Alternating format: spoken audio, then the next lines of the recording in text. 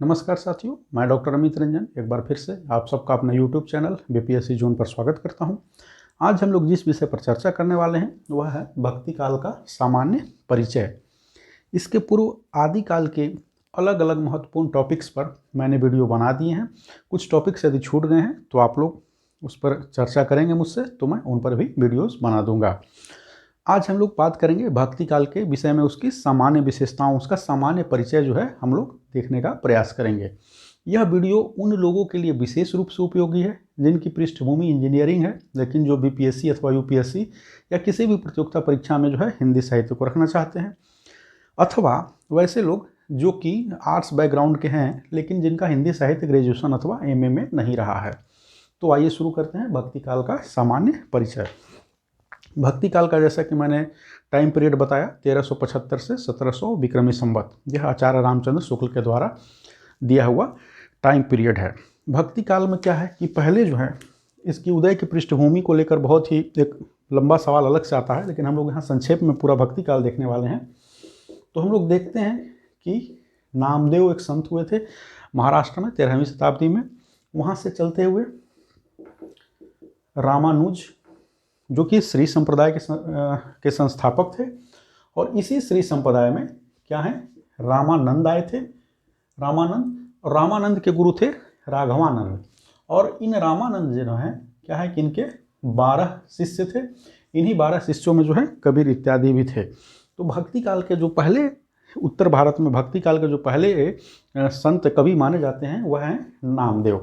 और इस प्रकार से हम लोग देखते हैं कि भक्ति काल का जो है उदय या इसका जो है प्रसार, जो प्रचार प्रसार उत्तर भारत में इस तरह से होता है। इसकी पृष्ठभूमि को लेकर एक बहुत ही अलग डिटेल टॉपिक है, लेकिन हम लोग संक्षेप में पूरा भक्ति काल देख रहे हैं। तो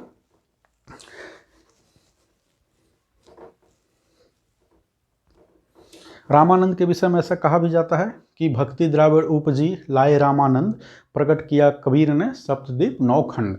यानी रामानंद जो है दक्षिण भारत से भक्ति को लेकर आए थे। तो यह हुआ भक्ति के उदय का एक जो है छोटा सा हम लोगों ने ग्राफ देखा। अब हम लोग यह देखते हैं कि भक्ति के उदय की परिस्थिति क्या थी। भक्ति जो है उत्तर भारत में यह आया तो इसे लेकर 2 विद्वानों में जो है प्रमुख रूप से मतभेद रहे थे, आचार्य रामचंद्र शुक्ल और हजारी प्रसाद द्विवेदी। आचार्य रामचंद्र शुक्ल मानते थे कि उस निश्चित कालखंड में जो है भक्ति साहित्य का विकास क्यों हुआ और भक्ति क्यों आई। उनका यह मानना था कि इसके पीछे प्रमुख कारण क्या थे। विदेशी आक्रांता, जो मुस्लिम आक्रांता थे, उनका आक्रमण और भारतीयों का पराजित होना, और उस पराजित मन स्थिति की उपज थी भक्ति साहित्य। भक्ति साहित्य की उपज को क्या बोलते हैं, पराजित मन स्थिति की उपज बतलाते हैं वो। उनका एक कोटेशन है जिसमें वो कहते हैं कि हार से हताश और निराश जाति के पास जो है क्या भक्ति के शरण में जाने के अलावा और विकल्प ही क्या था। तो आचार्य रामचंद्र शुक्ल इस भक्ति साहित्य की उपज क्या मानते हैं, हताशा से उपजी हुई मानते हैं। लेकिन इसका विरोध करते हैं हजारी प्रसाद द्विवेदी। और जब हम भक्ति साहित्य को देखते हैं तो उसमें कहीं से भी हार की हताशा और कुंठा निराशा आपको नज़र नहीं आएगी। और साथ ही साथ जो आचार्य रामचंद्र शुक्ल कहते हैं कि यह मुस्लिम आक्रांताओं से जो पराजित होने के बाद जो पराजित मन स्थिति की उपज है, वही यह मानते हैं कि भक्ति जो है पहले दक्षिण भारत में उपजी थी। और हम देखते हैं कि मुस्लिम आक्रमण जो हुआ था नॉर्थ वेस्ट से हुआ था, नॉर्थ साउथ ईस्ट में, नॉर्थ वेस्ट से मुख्य रूप से हुआ था, और दक्षिण भारत में इसका प्रभाव कम था। तो मुस्लिम आक्रांताओं से या जो विदेशी आक्रांता थे उनके आक्रमण से क्या है, ये इस साहित्य का उपज नहीं हुआ था। ये कंट्राडिक्ट, वो अपनी बात सही करते हैं। दूसरा जो मत है भक्ति साहित्य अथवा भक्ति के उदय को लेकर, वो आचार्य हजारी प्रसाद द्विवेदी का है, और यही सहज और सबसे अधिक स्वीकृत मत है। वो कहते हैं कि जो भक्ति साहित्य है वो क्या है, यहीं की जो है स्वाभाविक धारा जो है उसी का विकास है। वो मानते हैं कि यहीं से उसका जो है स्वाभाविक धारा का ही विकास हुआ है, किसी भी विदेशी आक्रमण का प्रभाव नहीं है। उनका भी एक बहुत ही प्रसिद्ध कोटेशन है जिसका भाव यह है कि यदि विदेशी आक्रमण न भी हुआ होता तो इस साहित्य का 12 आना यही ऐसा ही होता। वो कहते हैं, मैं जोर देकर यह कहना चाहता हूँ कि विदेशी आक्रमण नहीं हुआ होता तब भी इस साहित्य का 12 आना वैसा ही होता जैसा कि यह है। यानी कि वो स्वाभाविक चिंतन धारा का विकास मानते हैं, इसको अगर एक फ्रेज में कहें तो ये भक्ति की उदय का टाइमलाइन था और उसकी पृष्ठभूमि थी। उसके उदय को लेकर अलग अलग विद्वान क्या राय रखते हैं, यह था। अब हम लोग इसको देखते हैं कि भक्ति काल को हम लोग जानते हैं 2 भागों में बांटते हैं, सगुण और निर्गुण। सगुण को पुनः 2 भागों में बांटा गया है, रामाश्रयी और कृष्णाश्रयी। निर्गुण में पुनः है ज्ञानाश्रयी है और प्रेमाश्रयी है। सगुण किसे कहते हैं? गुणों से युक्त, जो कि इसको अभी मोटा मोटी हम लोग समझेंगे, बाकी एक अलग से टॉपिक में अगला वीडियो बनाऊंगा। सगुण निर्गुण में साम्य और वैषम्य, यह सवाल पूछा जाता है। तो मोटा मोटी सगुण किसे कहते हैं? जो कि ईश्वर में के विषय में यह मानता है कि ईश्वर अवतार लेता है और लीला करता है, यानी ईश्वर के क्या है, साकार रूप की उपासना करता है, वो हो गया सगुण। इस सगुण के 2 भेद हो गए, रामाश्रयी और कृष्णाश्रयी, या राम भक्ति धारा और कृष्ण भक्ति धारा। ये सगुण मानता है कि ईश्वर अवतार लेता है और लीला करता है। तो अवतार कई रूपों में लेता है, उन्होंने कई इसमें लिया है विष्णु के अवतार, जिसमें कि 2 प्रमुख धाराएं थी। एक राम को आधार बनाकर जिसने अपनी रचनाएं की, और दूसरा जिसने कृष्ण को आधार बनाकर अपने पदों की रचना की। रामाश्रयी में जो सबसे प्रमुख कवि आते हैं वह कौन से हैं? तुलसीदास आते हैं। इसके अलावा नाभादास भी आते हैं, जिन्होंने भक्तमाल की रचना की। प्राणचंद चौहान जो है 17वीं 18वीं शताब्दी के हैं। हृदय राम आते हैं। इसके अलावा भी और कई सारे कवि इसके अंतर्गत रामाश्रयी शाखा के अंतर्गत आते हैं, लेकिन प्रमुख यही हैं। सबसे प्रमुख जिसमें है तुलसीदास, जिन्होंने रामचरितमानस की रचना की अवधी भाषा में। तो सगुण में 2 भाग हुआ, रामाश्रयी और कृष्णाश्रयी। भक्ति काल का 2 भाग, सगुण निर्गुण। सगुण का 2 भाग, रामाश्रयी और कृष्णाश्रयी। रामाश्रयी जिनकी रचना के आलंबन प्रभु श्री राम हैं, उनकी लीलाएं हैं। इसमें प्रमुख जो हैं, जैसे कि मैंने बताया, तुलसीदास आ गए हैं, प्राणचंद चौहान आ गए हैं, हृदय राम इत्यादि आ गए हैं, नाभादास भक्तमाल के रचयिता। कृष्णाश्रयी में क्या है? कृष्णाश्रयी में कृष्ण को आधार बनाकर उनकी लीलाओं का गान जिन कवियों ने किया है वो कृष्णाश्रयी के अंतर्गत आते हैं, और यह परंपरा भी काफ़ी लंबी परंपरा रही है। इसके अंतर्गत जैसा कि मैंने बताया था, आगे यहाँ पर आपको पहले ही बताया था कि कृष्णाश्रयी शाखा के अंतर्गत जो है प्रमुख रूप से क्या है, वल्लभाचार्य आते हैं। और उन्होंने वल्लभाचार्य ने जो है अष्टछाप की स्थापना की थी। 8 कवियों को लेकर स्थापना, संभवतः वल्लभाचार्य के पुत्र ने अष्टछाप की स्थापना की थी। तो कृष्णाश्रयी शाखा में वे कवि आते हैं जो कृष्ण की लीलाओं का गान करते हैं, और इसमें कई सारे कवि आते हैं।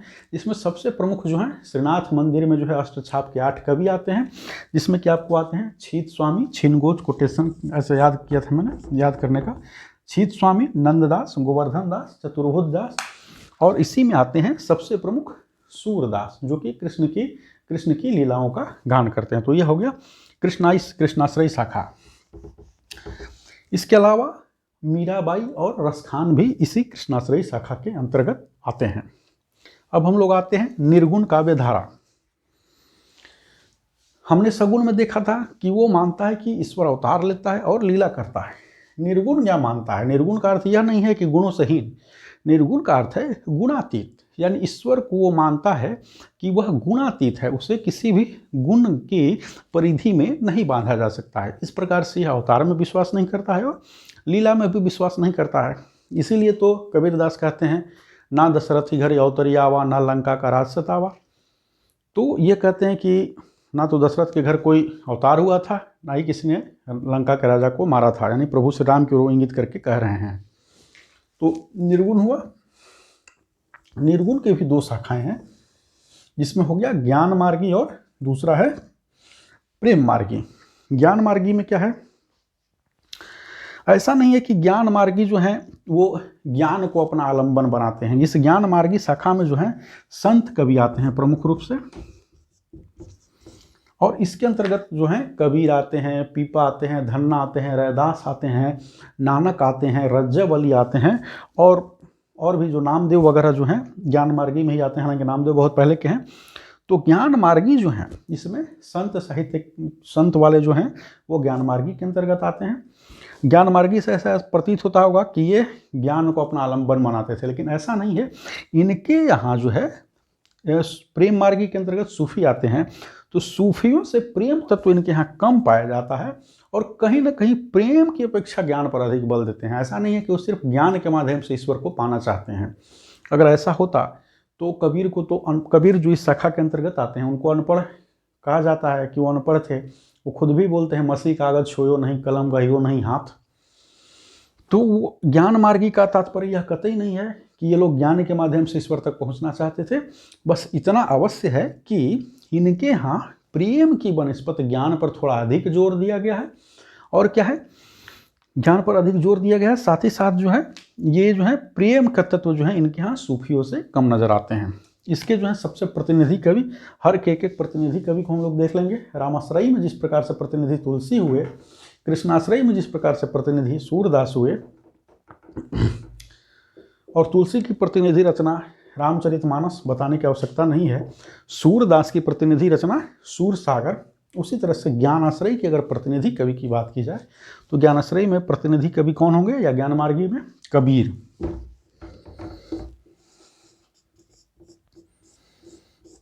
ज्ञानाश्रयी में प्रतिनिधि कवि हो जाएंगे कबीर। इसके अलावा भी कई सारे कवि इसमें आते हैं, मैंने पहले बताया जैसे धन्ना, पीपा, रैदास इत्यादि इसमें आते हैं। रज्जब अली आते हैं, दादू दयाल आते हैं, इवन गुरु नानक देव भी इसी ज्ञान मार्गी में आते हैं, निर्गुण शाखा के। तो यह सब कवि हैं। ज्ञान मार्गी की हम लोग संक्षिप्त में विशेषता देखेंगे, किस इसकी विशेषता क्या। इसके पहले हम लोग प्रेम मार्गी के पर चर्चा कर लेते हैं। ज्ञान मार्गी जो ज्ञान पर बल देता है, प्रेम मार्गी के अंतर्गत जो है सूफी कवि आते हैं, सूफी। और ये सूफी कवि कौन थे और इनकी रचना जो थी, रचनाएं क्या थी। तो हम लोग जानते हैं इस्लाम है वो एकेश्वरवाद में विश्वास करता है और वो अल्लाह को एक मानता है। इस्लाम के अंतर्गत ही एक धड़ा ऐसा भी था जो अनल हक की बात करता था और बोलता था कि मैं ही ब्रह्म हूँ। अनल हक की घोषणा करता था और बोलता था कि मैं ही ब्रह्म हूँ। और वो 4 चीज़ों की बात करता था, नफस, कल्ब, अक्ल और एक रूह।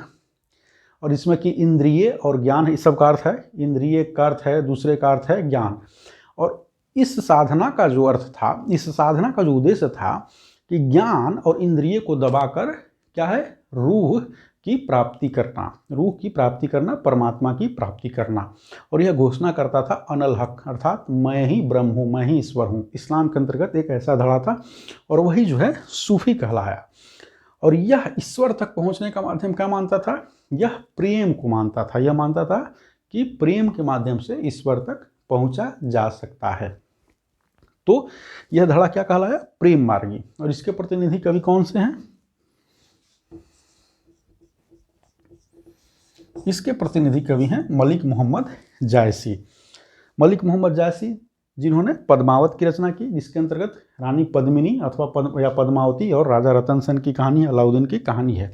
तो प्रेम मार्गी जो प्रेम के माध्यम से ईश्वर को पाना चाहते थे, प्रतिनिधि कवि जायसी। और इसके पहले कवि जो हैं वो है मुल्ला दाऊद, जिन्होंने चांदायन लिखा। अब इन चारों शाखाओं के बारे में हम लोग संक्षेप में जानेंगे, इनके प्रमुख कवियों के विषय में संक्षेप में जानेंगे। तो हम लोग इधर से ही प्रेम मार्गी से ही शुरू करते हैं।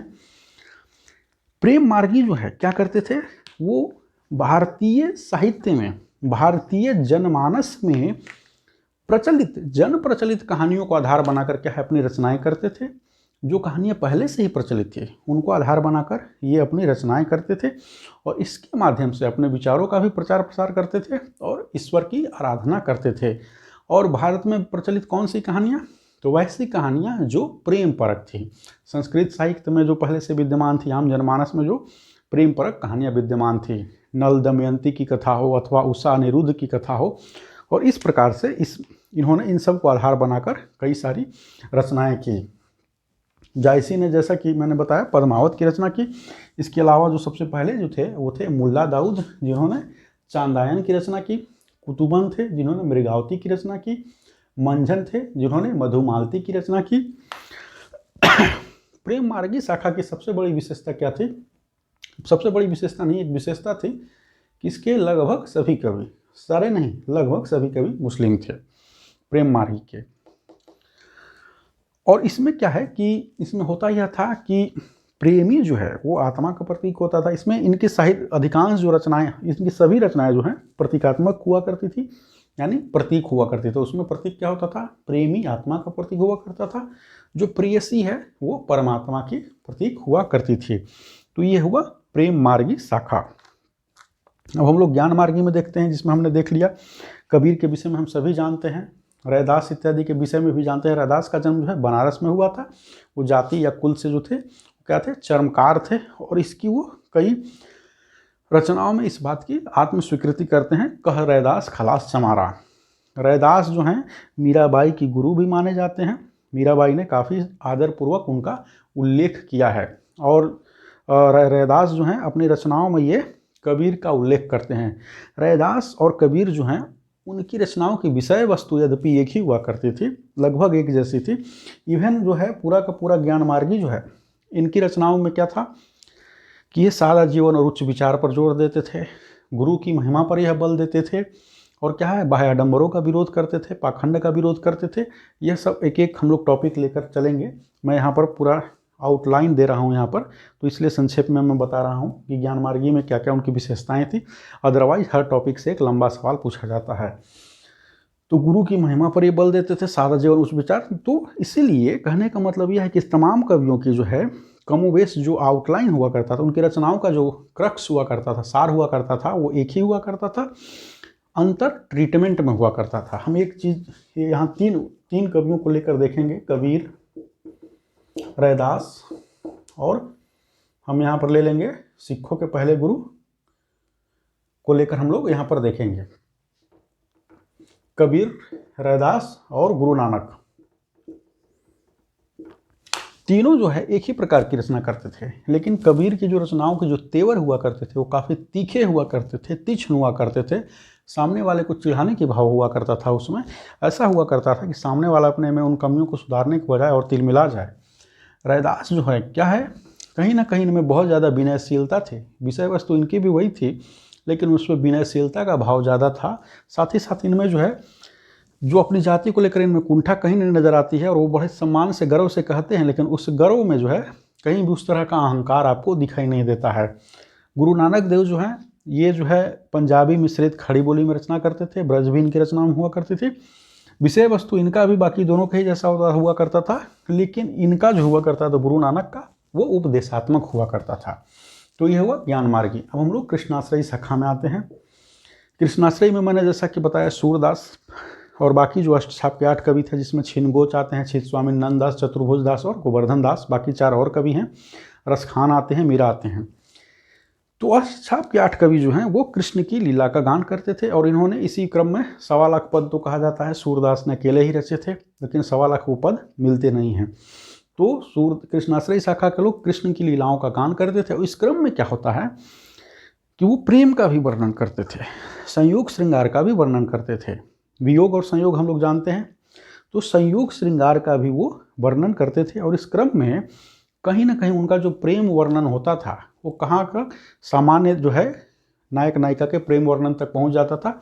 और इनका प्रेम वर्णन जो है कहाँ पहुंच जाकर जुड़ जाता था, वो जाकर जुड़ जाता था आपको कि हम लोगों ने आदिकाल में एक कवि को विद्यापति को देखा था जो कि बहुत ही ज़्यादा मानसल प्रेम का वर्णन करते थे। तो यह भी उस लेवल तक कई बार पहुँच जाता था। कृष्णाश्रयी, रामाश्रयी में जो है राम को आधार बनाकर, जैसा कि मैंने पहले बताया, राम को आलम्बन बनाकर इन्होंने रचनाएं की।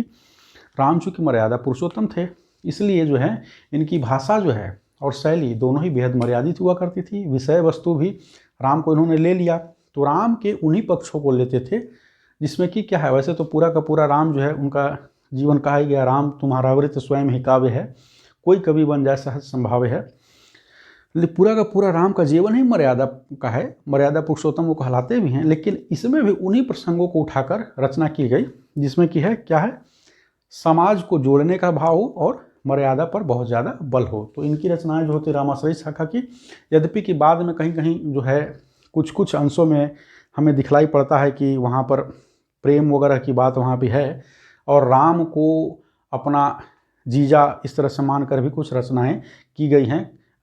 नीम के नीचे खाट पड़ी है, खाट के नीचे कड़वा, राम लला अलबेला सोए, या रामदास अलबेला सोए, राम लला के सरवा, इस तरह की रचनाएं भी की गई हैं। लेकिन अधिकांशतः जो है रामाश्रयी शाखा में क्या है, मर्यादा पर बहुत ज़्यादा बल दिया गया है, अवधी भाषा का प्रयोग किया गया है और जो अलंकार वगैरह है वह भी जो है उन्हीं अलंकारों का, उन्हीं रसों, उन्हीं छंदों का प्रयोग, रसों का प्रयोग किया गया है जो कि मर्यादा के अनुकूल हों। तो यह भक्ति काल का सामान्य परिचय था। 1375 से 1700 विक्रमी संवत तक इसका कालखंड। इसी भक्ति काल को एक और चीज़ है, इसी भक्ति काल को हिंदी साहित्य का स्वर्ण युग भी कहते हैं। ग्रियर्सन ने इसे हिंदी साहित्य का स्वर्ण युग कहा था। इस पर भी एक अलग से क्वेश्चन आता है, लंबा वाला लिखना है, हम लोग एक एक करके सारा डिटेल देंगे, लेकिन चूंकि मैं इसमें संक्षिप्त आउटलाइन दे रहा था तो इस भक्ति काल को हिंदी साहित्य का स्वर्ण युग भी कहते हैं। इसके दो प्रमुख रूप से आधार हैं, विस्तार में जब हम देखेंगे तब जाएंगे।